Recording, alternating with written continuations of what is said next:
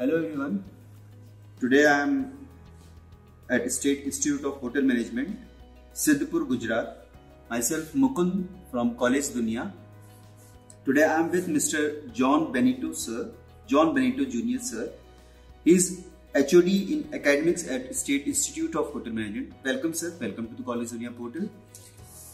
Sir, my first question would be, being the HOD of SIHM, State Institute of Hotel Management, what is your philosophy of leadership? How would you describe your leadership style? Thank you for the opportunity, first of all. Okay, to start up with, we are leading with a team of different environment faculties. We have faculties from different states. First of all, that's the biggest strength of our campus. The philosophy what we follow basically is to bring the students in a single role as per the requirement of the industry.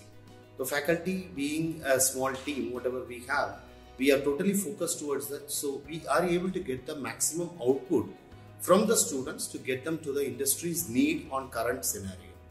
So that's the basic thing. That's very nice, sir. So then my next question would be, what do you think your roles and responsibility to the institutes and the students are? Every parent has got a dream. Till 12th, they think that their kid will be X, Y, Z and everything. When they cross 12th, after seeing the marks, parents are shocked. They used to have a question mark whether they will be able to enroll their kid in a technical program. Yes, like BTech or management style. BTech, yes. Engineering, can be anything. So when they start up, suddenly when they go on starting up with the, after 12th, when they go for admission, then there are criteria where they get stuck. Having a high fees, or if they think about international, they need to spend more. Whether the student will be caliber to adapt to that level, everything is a question mark. Max, if you don't have a proper base till 12th, so you'll not be able to get a good scoring. Even though you're ready to pay, you may not get a good scoring or to get into engineering. Same thing goes with science. So hotel management, when we talk about, and when students are coming over here, we get from different blended students, different level of blended students. So when we start up the session only, we make the student comfortable with the language, and then once we start up with the course, we ensure the students are in a good platform.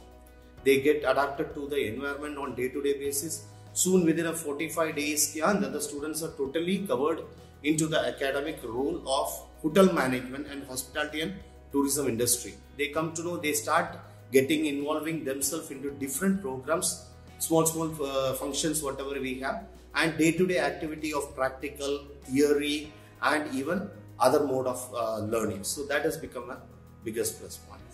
Okay, that's very nicely explained, sir.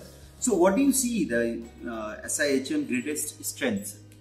Our infrastructure is the greatest strength and the motivated faculties. We've got a very good team of faculties plus the infrastructure. Infrastructure, when I talk about myself, having a 20 year of experience and having been worked with around 8 to 9 colleges, this is the best college where I have seen the best infrastructure.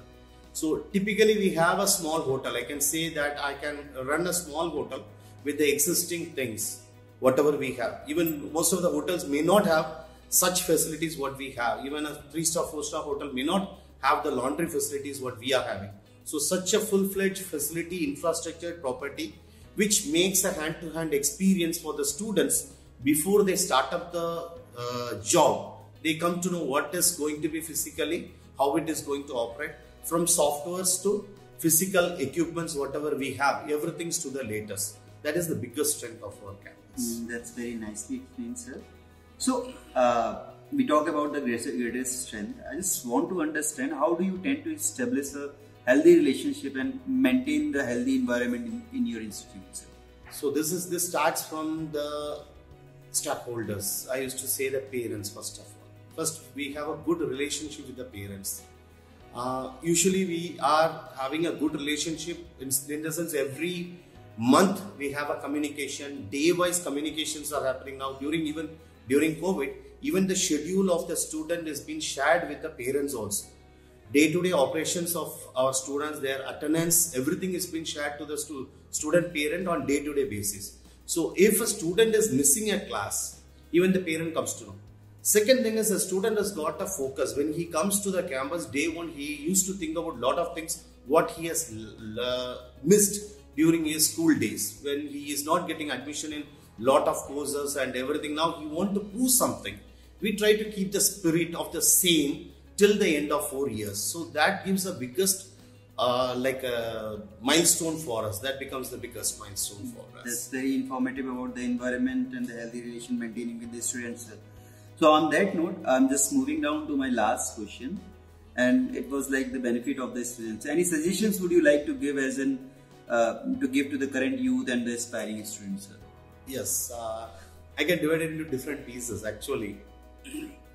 When I come up across with courses, what they want to select, first of all, let them talk to their own mind, because we need to think about what is available and what we can afford.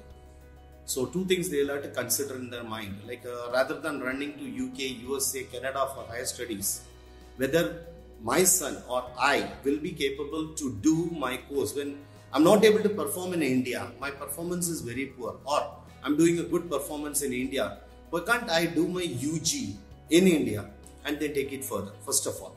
Second thing in this regard, we need to think about people, students, if you are just running behind a degree, it's not going to work out. It's not going to solve our need.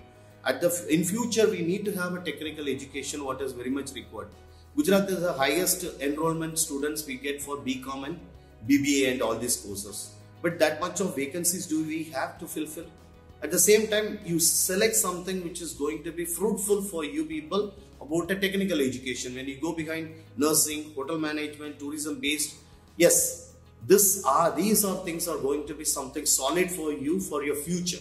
So selecting something, spending XYZ amount of rupees for some courses, it's better to analyze it after 4 years which is going to stand on top, rather than having a degree and again we search for a master degree to get into a role of a job. It's better to analyze 4 years before or 5 years before, after 12th, what I'm going to do. If by mark and according to mark and everything, you can classify yourself. And when you take a lead, it has to be very strong. Be 100% confident. And once you love a job, when you are very much clear about which one you are going to take, then only go for it. It's not like grandfather has told me, father has told me, uncle has told me. So that is not the way you choose the subject or the job. That's very nice suggestions for the current aspiring, sir. So on that note, I'm just ending my session. So I am with Mr. John Benito Jr., sir, HOD Academics at State Institute of Hotel Management. Thank you, sir. Thank you being a part of College Dunia. Thank you. Thank you. Thank you.